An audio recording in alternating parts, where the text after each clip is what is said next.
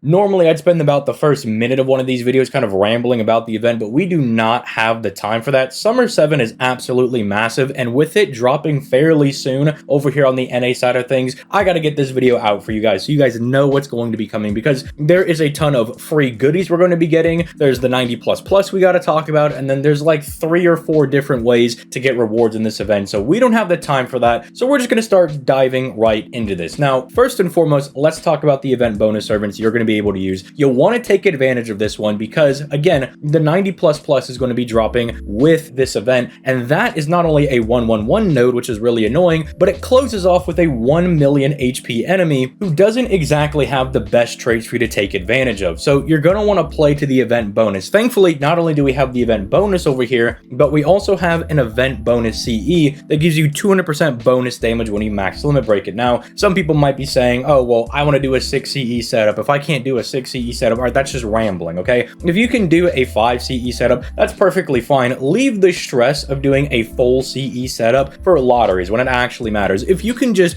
get the 90+ or even the 90++ done consistently, that's the only thing you should be concerning yourself with, because you'll be getting all the different mats, you'll get the shop done eventually, especially with it being a 3-week-long event, plus you're going to be reaping all the benefits of that additional bond. So just focus on making sure that you can get it done consistently. I know everyone's going to be trying to hound you about doing a full CE setup, but if you can only do the 5, that's perfectly fine. And you have some very powerful servants in here. If you do summon for Summer Ibuki, she's very strong for this event. I myself had her at NP1 when the event dropped, and with the event bonus CE, I was kind of able to finagle my way through the 90++ node. I don't have the footage for it because that was 2 years ago, and apparently Twitch doesn't save 2-year-long clips. But with a little bit of elbow grease, I was able to get her through the node, and with no Oberon, mind you. I mean, it's just really strong when you have 100% event bonus damage, then 200% bonus damage from the CE, plus it starts you off with 50% NP battery, which is very helpful when doing a 111 node. Other very strong servants that you might be able to take advantage of are people like Eris. She can kind of get her way through the 90++ node as she is a single target. You will probably want higher NP copies though, because she will be going in there neutrally, but again, her damage is very, very high. If you do manage to pull a couple of copies and your Ibuki's not able to get it done, you might want to try that with Eris. I'm personally probably going to be using the Saber Hokusai, which I know is only really rewarding for more veteran players because newer players aren't going to have her, but if you happen to also have, say, someone like Nero Bride, she's not bad to maybe chunk the first enemy and then donate the Sky Power mod to your main DPS, because the main 1 million HP enemy is a Sky attribute servant. Also notably over here is that Archetype Earth is going to be getting a 50% event bonus power mod. If you did go balls deep on her banner and you got high investment, she'll be very good for pretty much getting through most of this event. But if you have an NP1 Archetype Earth, you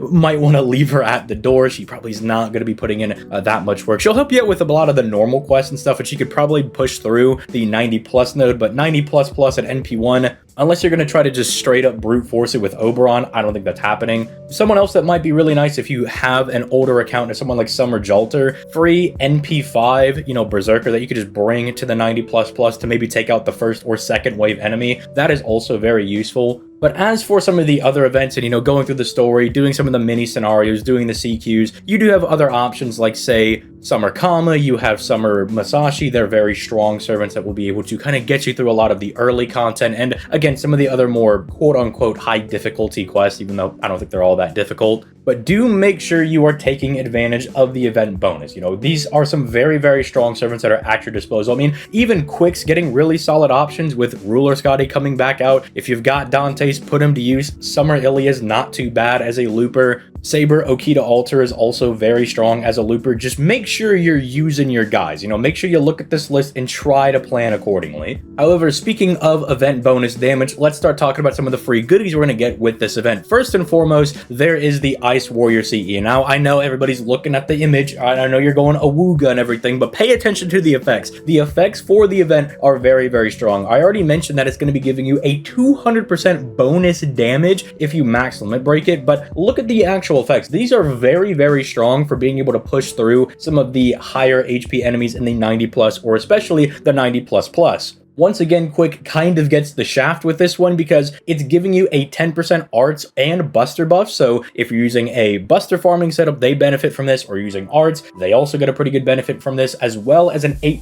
NP damage buff, which is really nice if you also happen to have Oberon on your account. That's going to be just a little bit that he's going to be able to overclock with this third skill. It's not going to be any Black Grail, but it's still nice that they tack that on there. But unfortunately, no Quick buff, so I guess the Quick servants are going to have to take advantage of just the NP damage bonus, which is not as good, but still, it's very nice. Starts with a 50% NP gauge, so you can kind of finagle managing some of your, say, Castoria's NP gauges, or if you're going to be going more on the Oberon or even double Oberon setup, maybe you're starting on wave 1, you can kind of divvy out your NP a little bit because you're starting off with that 50%. It's just a very, very nice event bonus CE for this event. Unfortunately, in the long term, not nearly as good because it is a split attack and HP setup. We do like to see the pure attack CEs, as getting that bonus 2k attack is just so impressive.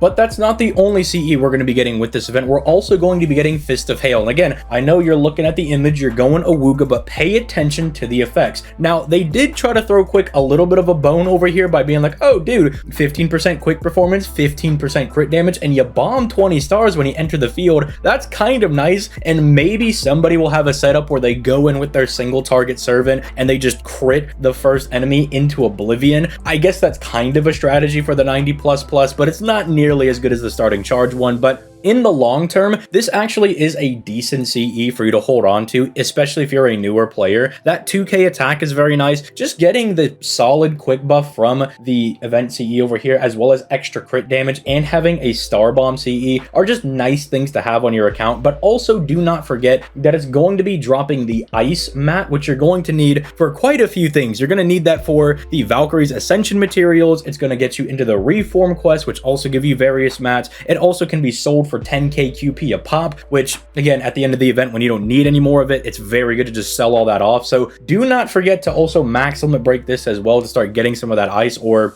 if you don't want to be a nice guy and max limit break it, throw it up on your friends list, save all of them so you can get maximum drops. Regardless of what you decide to do, make sure that you are taking advantage of the CE as well, so you can, not be like me and miss out on your Valkyrie Ascension materials. But the goodies don't stop there, because now we have the command codes with Child of the Snowfield featuring Sitsunai being the 5-star one is really solid for any of your solo servants, or just generally a DPS that you bring to CQ oriented content, because when you use the card, it's going to remove the latest debuff and give you a small 250 heal, which is just nice if you have other healing buffs on top of this. So if you have a Herc, a Ku Alter, a normal Ku, a Chi Shi Huang, even I guess technically a Super Orion, if you want to get around maybe weird debuffs the enemy might hit you with on break bars or something along those lines, this is just really good for those servants. So do not forget to go ahead and claim this and put this on one of your DPS/challenge quest oriented servants. The 4-star command code, I'm not even going to try to pronounce. I'm just going to call it the Kusanagi one. But this one is nice. Put it on one of your crit-oriented servants. You slap this on, say, a Buster card that you want to do some Buster crits on, or maybe it's an Arts crit-oriented servant. Slap that on one of their Arts cards. Same thing for Quick. It's just going to give you a little bit of extra star weight on that card and a nice effect of being able to pierce defense, which probably isn't going to make the difference in most fights, but it will be nice when it comes up. I would say just slap this on one of your crit-oriented servants that you want them to get crits on whatever card you want to specify, well, they get the crits on, right? And then just take the pierce defense as a nice added bonus. And then finally for the 3-star one, there is the V one, which seems a lot more complicated than it is. Basically, if it removes a crit buff from an enemy, it's going to lower their arts card resistance by 10% for 3 turns. So essentially, you just want to put this on one of your arts DPS servants, because most bosses are going to give themselves a critical attack chance buff at some point during the fight. You're going to remove that. Then they're going to be more susceptible to arts cards for the next 3 turns, which is kind of nice because most of these command codes are 1-turn effects. The fact that it's a 10%, arts debuff down for 3 turns is really nice. It's one of the more rare command codes that gives you a long-term effect. I guess because maybe they think it's a bit more specific, but again, bosses are going to give themselves critical attack chance buffs all the time. It's one of the more common things that they do. So slap this on an arts DPS servant and they'll go absolutely slightly more Hamtaro. Now, I don't usually focus on the shops too much because usually the shops are just like, oh, here's general mats and all that good stuff. But we did just have Trom, and I did want to point out that in the gold mat portion of the shop, there are these ceremonial blades that dropped with Trom. If you are low on those or you just don't have enough and can't be bothered to go farm them, this is a very, very good event to go ahead and pick some of those up. So just don't forget about that. I mean, there's the usual good stuff, like there's seashells, eggs, you know, monument statues, but do not forget that they put Trom mats in the event shop over here. I guess in the same relation of the event shop, we also have the point ladder, and this one is a bit of a slobber knocker. There is a 6 million event point ladder, which is always good. You know, we love getting all these free goodies, but this does mean that during the 3-week portion of the event, you gotta stay on top of it. Even if you don't feel like farming, just go in there, knock out your natural AP.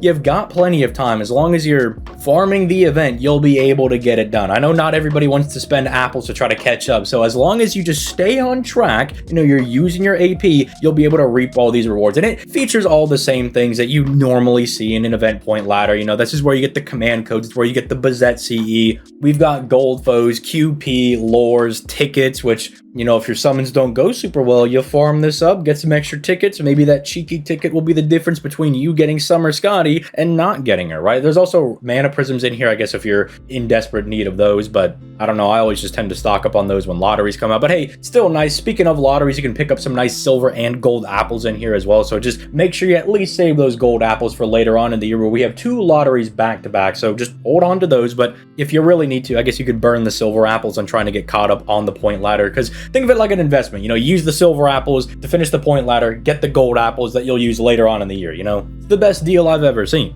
But now we have the boogeyman that everybody is worried about, the 90++ node that's coming out for this event. And for those of you that are wondering, is it worth, do I need to push myself to do the 90++ node? I would say yes, you do get more bond from it, and you also get more of the point ladder material if you go ahead and farm the 90++, but there is no shame in not being able to do it and moving down to the 90+ node. You know, if you can't do it, if it's taking you 9 turns to get it done, then just go do the 90+. You know, don't stress out. This ain't a job or anything. You don't need to be losing years off your life because you can't do the 90++ consistently. But on that note, let's talk about how we're going to take some of these down. Now, let's start with the 90+ because technically it's the easier of the two, and this one is actually formatted rather easily. I think most players, even if you have a newer account, should be able to get through this one. It is a 3-1-2 node. This is very easy to kind of just push through if you have a multi-core setup, as you can open up with any really decent looper. Let's say you got Summer Ibuki off the banners, or you're going to be using a Dante, something along those lines. They will be able to pretty much refund 100% of their NP back on this first node if you have a decent single target that can chunk the person on the second wave, and then your looper from wave 1 can take out the third node. So it's pretty painless, especially if you have event bonus people to take this down. But if you don't, you're going to have to get a little bit creative. The Europa at the very end is rocking 251,000 HP, and notable power mods for her, I guess, would be good, and the Sky power mod, although good, I wouldn't really focus on that much, because while we do have somebody like, say, MHX Alter who could probably bury Europa over here, she's single target, and that would probably have you relying more so on getting face cards to take out Europa with an NP and then crit down the goldfish that's right next to her. The goldfish isn't too big, so if you want to use MHX Alter, that's not too bad. It's only about 60k HP, but leaning into Sky power mod, you do have some pretty decent options.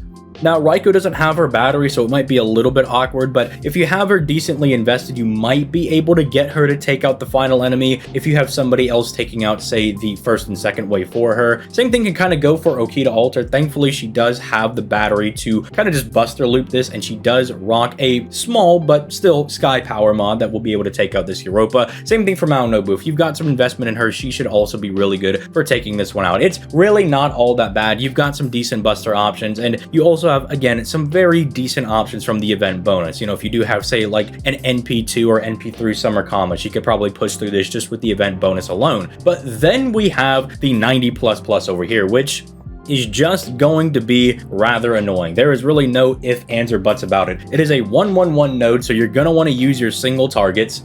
Again, somebody like Saber Hokusai can be really good if you have her, or if you're going to try to string together a couple of single target guys, you know, maybe her plus the Summer Jolter could take out wave 1 and 2 for you. But then you still got to deal with the big Enkidu over there. And I'm just going to tell you guys to just not stress about trying to do a full 6 CE setup. If you can get it done, more power to you. But if you can't, do not stress about it. You know, just try to figure out how you're going to take this down, because Enkidu is really annoying. Again, he's also Sky Power mod, but his alignments are even more annoying. He's neutral and balanced. Neutral only has Sei, and well, Enkidu's a Lancer, she's an Archer, so that's not really an option. And then balanced, I'm pretty sure there's nobody that has balanced power mod, so you're kind of up a creek with this one. And unfortunately, all of the Sky Power mod guys that we have are all AoEs except for Nero Bride, which is why I do think Nero Bride is not a bad option if you have her, to say maybe take out the first node, you know, give the NP gain to one of your other looper type guys, you know, have them kind of get through the second and third node and give them that Sky Power mod, and maybe they'll be able to push through it, especially if there's somebody that already has event bonus damage or you have the CE max limit broken. There are ways to kind of get through it, but unfortunately everybody's box is different. You know, I can recommend somebody like, say, Nero Bride over here, but then if you don't have them, you're kind of just up a creek, and then you're like, well, I don't have that, what am I supposed to do now? So for this portion, I'm just gonna say, if you need help with taking it down, we have a Discord in the description down below. You can show people your box and be like, hey, this is what I got, can I take down the 90++ node? And then also, don't be ashamed to kind of just go do some testing and see what works for you, because you might be surprised how much damage some of your servants will be able to do with the event power mod and with the event bonus CE. But with that, that's pretty much all for the event. I mean, there's also some mini scenarios that you got to go get done that give you some extra mats and give you your copies for the Valkyries, but they're not all too difficult. I'm not going to cover all of those individually. They're pretty simple. You'll be able to kind of just walk into those blind and take them down. And then obviously there's the 3 main banners that are going to be really insane, plus the Doman one. Don't forget about him. He's also coming back, but I know most people are going to be going for Lady Avalon Ibuki and Ruler Scotty. I would talk about them, but you guys know that I'm going to be putting out videos on them in the next coming days, so just reference those videos instead of putting them in here. And then there's also the free-to-play Valkyries. I'll have a video out on them probably tomorrow covering how good they are, but they are pretty decent. Make sure you get them farmed, make sure you get them done, especially if you need a decent arts looper. They can kind of put in that work for you. I know, at least for one of the more recent events, I did use them despite not having them fully ascended. I think they're stuck at level 60.